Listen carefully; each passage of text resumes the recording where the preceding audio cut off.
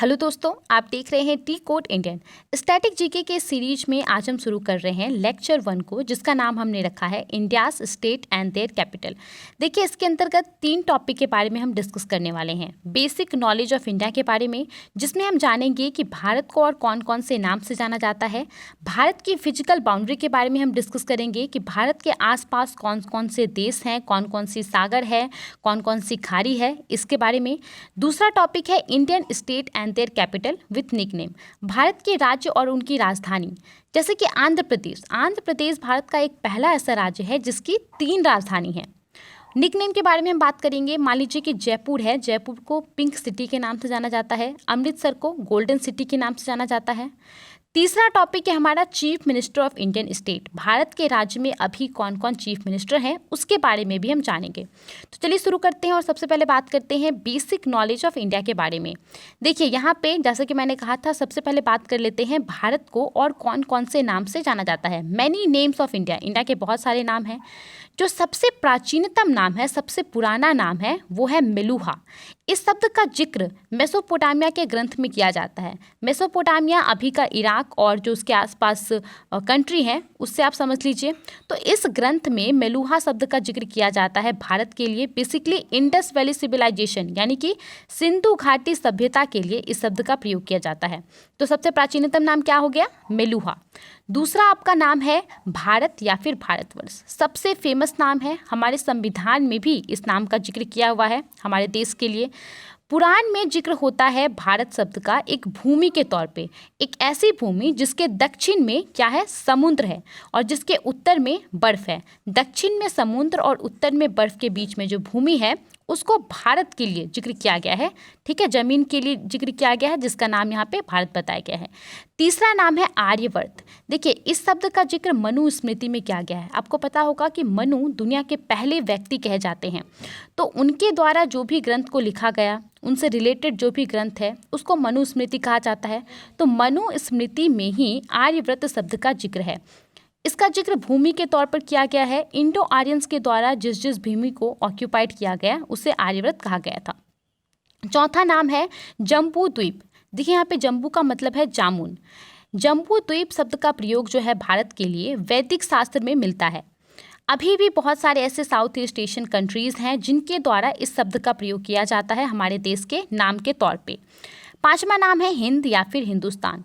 सबसे पहले पर्शियंस के द्वारा इस शब्द का प्रयोग किया गया था। उनके द्वारा सिंधु घाटी के पार जो एरिया है, उसके लिए इस शब्द का प्रयोग किया गया था। उसके बाद देखिए, जो छठा नाम है इंडिया, ग्रीक्स के द्वारा सबसे पहली बार इस्तेमाल किया गया था।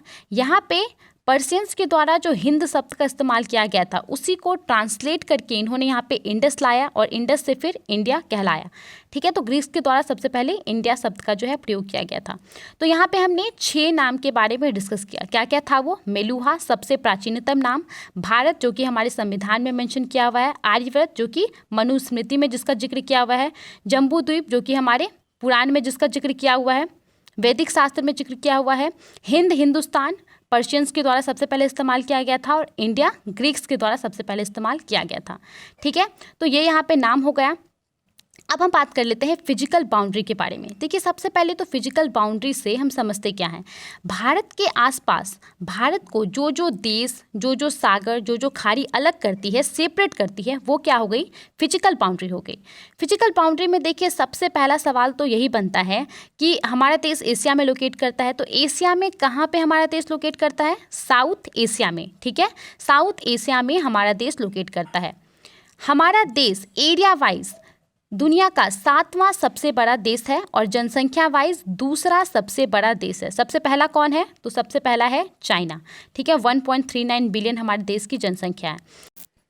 इंडिया का जो टोटल एरिया है वो कितना है? 32,87,263 स्क्वायर किलोमीटर। ठीक है, अब अगर हम बात करें कि ग्लोब पे हमारा भारत कहाँ पे लोकेट करता है, तो आपको पता होगा कि हमारे ग्लोब पे 2 तरह के इमेजिनरी लाइन को ड्रॉ किया गया है।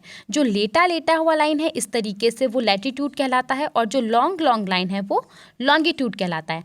हमारा देश 2 लैटिट्यूड और 2 लॉन्गिट्यूड लाइन के बीच में लोकेट करता है। लैटिट्यूड 8 डिग्री 4 मिनट और लैटिट्यूड 37 डिग्री 6 मिनट नॉर्थ। यहाँ पे आप देख सकते हैं इन दोनों लैटिट्यूड के बीच में है हमारा देश। और लॉन्गिट्यूड 68 डिग्री 7 मिनट और 97 डिग्री 25 मिनट ईस्ट, इन दोनों लॉन्गिट्यूड के बीच में हमारा देश जो है वो लोकेट कर रहा है। नॉर्थ से साउथ के बीच में दूरी कितनी है?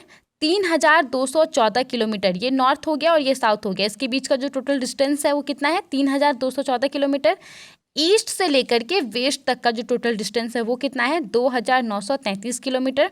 और आपको पॉपुलेशन तो पता ही होगा। अब देखिए यहाँ पे आ जाइए साउथ में। साउथ में हमारा देश जो है वो इंडियन ओशियन से घिरा हुआ है, यानी कि हिंद महासागर। साउथ वेस्ट में हमारा देश अरेबियन सी से घिरा हुआ है, अरब सागर। और साउथ ईस्ट में हमारा देश बे ऑफ बंगाल से घिरा हुआ है, यानी कि बंगाल की खाड़ी। बहुत ही ईजी है इसको याद करना। साउथ में इंडियन ओशियन, साउथ वेस्ट में अरेबियन सी और साउथ ईस्ट में बे ऑफ बंगाल। ठीक है। अब यहाँ पे देखिए लैंड बाउंड्रीज की अगर हम बात करें, ये तो बात हो गई वाटर बाउंड्रीज की। लैंड बाउंड्रीज की बात करें तो हमारा देश जो है 7 देशों के साथ लैंड बाउंड्रीज शेयर करता है। कौन कौन से देश हैं? पाकिस्तान, चाइना, नेपाल, भूटान, बांग्लादेश और म्यांमार। वेस्ट में हमारा देश जो है पाकिस्तान और यहाँ पे अफगानिस्तान के साथ थोड़ा सा लैंड बाउंड्री जो है वो शेयर करता है। यहाँ पे देखिए ये है पाकिस्तान और ये है अफगानिस्तान। ठीक है। नॉर्थ में अगर हम देखें यहाँ पे तो चाइना हो गया, नेपाल हो गया और ये आपका भूटान हो गया। ठीक है, इसके साथ हमारा देश लैंड बाउंड्री शेयर करता है। और अगर ईस्ट में हम बात करें तो ईस्ट में जो है बांग्लादेश और ये आपका म्यांमार के साथ हमारा देश लैंड बाउंड्री शेयर करता है।